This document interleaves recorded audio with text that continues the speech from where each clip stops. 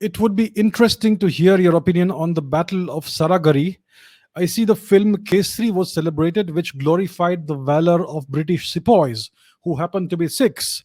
And the tribesmen attacking the post were Pashtun tribes which were possibly living there for centuries, and their fight against the British forces was a revolt for freedom. I believe it was a tragedy that Indians had to join forces with the British and to kill their fellow Indians. That's a very interesting question, Hussein. So yeah, we have this film Kesri, which I think came up a couple of years ago, and it celebrated the valor of the Sikh soldiers, the 21 or 22 Sikh soldiers who defended this fortress and died in one of the most famous last stands in history.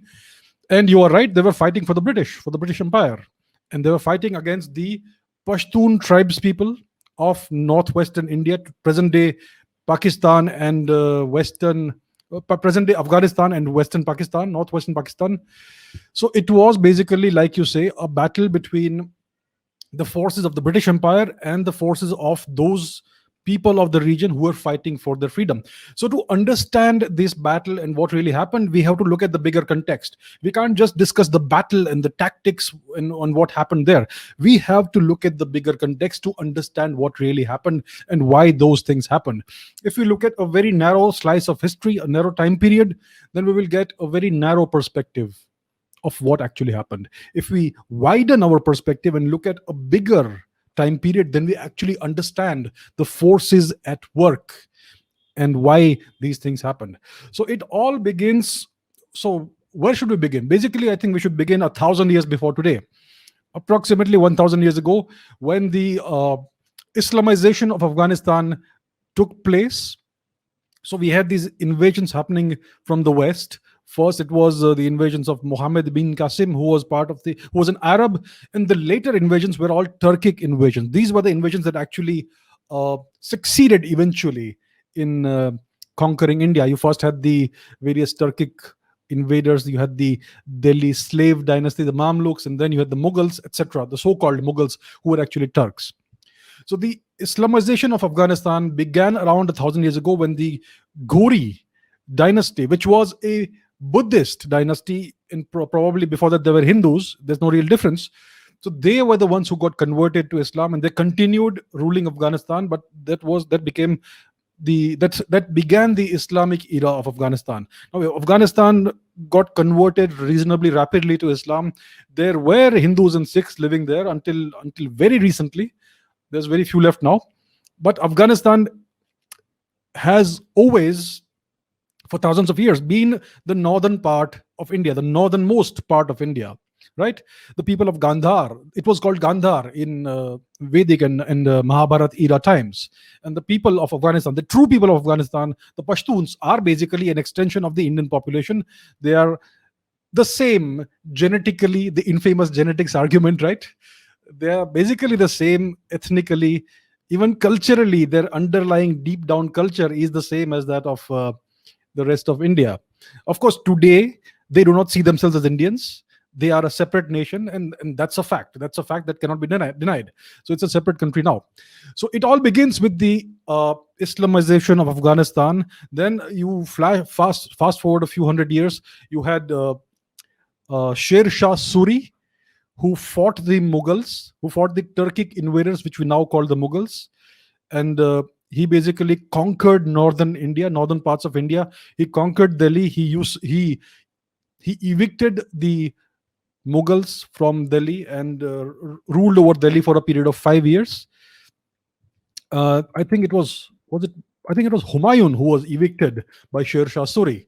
So Sher Shah Suri saw himself as an Indian, as a Muslim, of course, but as an Indian, and he saw the Turks as foreigners, right? And after Sher Shah Suri's death, soon we had another Indian emperor, Hemachandra Vikramaditya, who had mostly a Pashtun army. His army was mostly Afghans. More than 90% or almost 100% of his troops were Afghans. So Hemachandra Vikramaditya became the last Hindu emperor of Delhi, even though his entire army was mostly Muslims, but he was crowned the Hindu emperor in a Hindu ceremony. And when he eventually lost to the forces of Akbar, who was then 13 years old, right? I think it happened in the year 1550 something, 1555, 56, when he lost to Akbar. uh, his head was cut off and it was taken to Kabul to terrorize the locals, to show them what was done to their king, right? So until that time, Afghans and Indians were more, they considered each other the same people, despite the difference in religion, and they all considered the Turks to be foreigners. So Indians and Afghans fought together at the time, right? So that, so that basically corroborates what Hussein is saying, that the Pashtun tribesmen were Indians. Then you had the Durrani invasion.